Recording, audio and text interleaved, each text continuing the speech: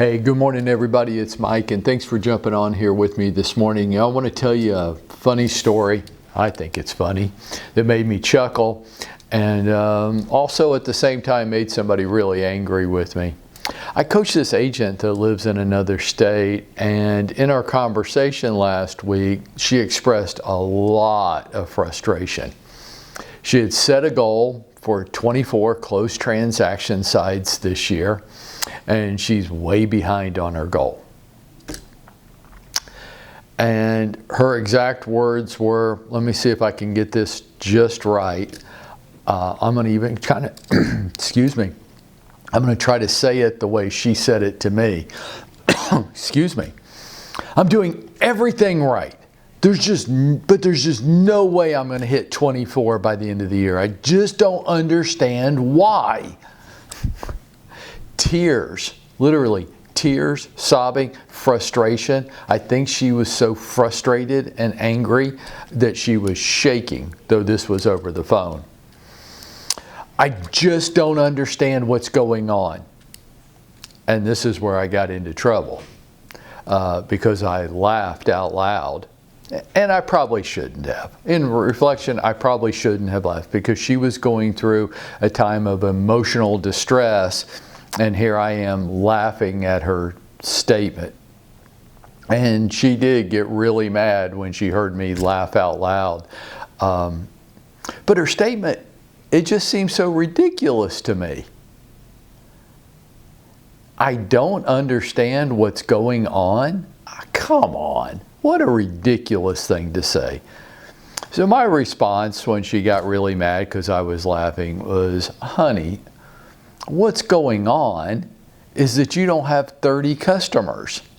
You can't say you don't understand why you're not going to close 24 transactions this year. Of course you understand why you're not going to close 24 transactions this year. You don't have 30 customers this year. That's it. There's nothing else. It's just math. You haven't produced 30 customers this year. And she said, well, why 30? Where's the 30 coming from? And she's not happy, right? I'm like, well, if you want to close 24 transactions, you're going to have at least 30 customers, right? Because they're not all going to close. Haven't we all learned this by now? Some are going to fail to close for very valid and sometimes invalid reasons. What's going on? You act like it's some mystery of the universe. You don't understand why you're not going to close 24 transaction sites. You haven't produced 30 customers this year. That's why. Let's don't act like it's some great mystery. Now, we had put her on the synergy chart about a month ago.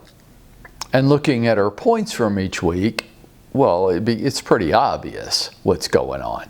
Is she working? Yes, she is working. She's working just about every day, 5-6 days a week. But 50% or more of her points each week are coming from the general activities category. Well, there's the problem. I mean, that's the problem. There's nothing else is the problem. That's just it. You don't have 30 customers this year. Why? It's not that you're not working. For some people, that's their problem. I mean, they have full-time expectations, but they have a part-time work ethic. That wasn't her problem. She was putting in the hours. She was working. She was just spending it all on administrative activities in her business. That's the problem. It's not that you're not working. It's just that you're spending way too much time on servicing and administration. General activities category of your synergy chart should be less than 25% of your point total each week. And for her, it was over 50%. You're frustrated? You don't understand why? Well, there's your answer. And her response was a legitimate response because she's gone through a lot of training in this industry and she's read a lot of books. And her response was, well, I thought that providing great customer service to my people was important. I thought that that was going to lead to a great source of referral income for me. And I go, I mean, I'm not saying to not service your customers. I'm saying you are over-servicing your customers. Yes, your customers need to have a good home buying, home selling experience. Of course they do. But you're sitting on your eggs until they hatch in the nest. You're over-servicing the small number of customers you have. You are hiding within your general activities. It's not that you're not working. You are doing things. You're just over-servicing the file to the nth degree, and then feeling all justified up that you're working but not getting results. You're not working on the things that produce results. You're spending way too much time on things that don't produce results. Don't act like this is some mystery of the universe. Let's just get it straight. You can choose to do that if you want to. It's your business. And you can over-service every customer you have. Is that going to lead to more referral business? I'm not sure that it will. Now, I didn't say don't service them at all, but I'm just not sure that over-servicing them is going to lead to more referrals. I don't know that it works that way. Follow me? Right. You do your job, do it in a competent manner, delegate effectively. This agent, just like agents here at our office, have an amazing amount of support systems behind them. She's just a control freak.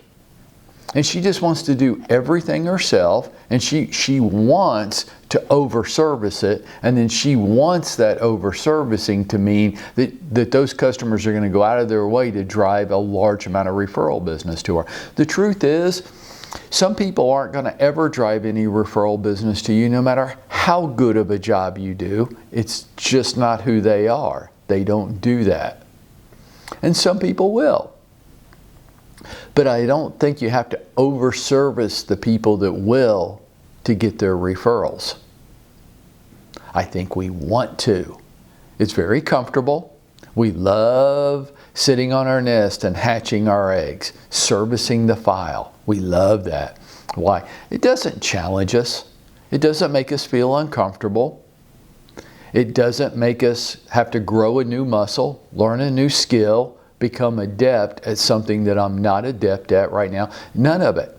I can just sit on my nest and hatch my eggs and provide great customer service and feel all justified up in that. Meanwhile, this agent, she didn't generate 30 customers this year. That's why she's not going to close 24 transaction sites.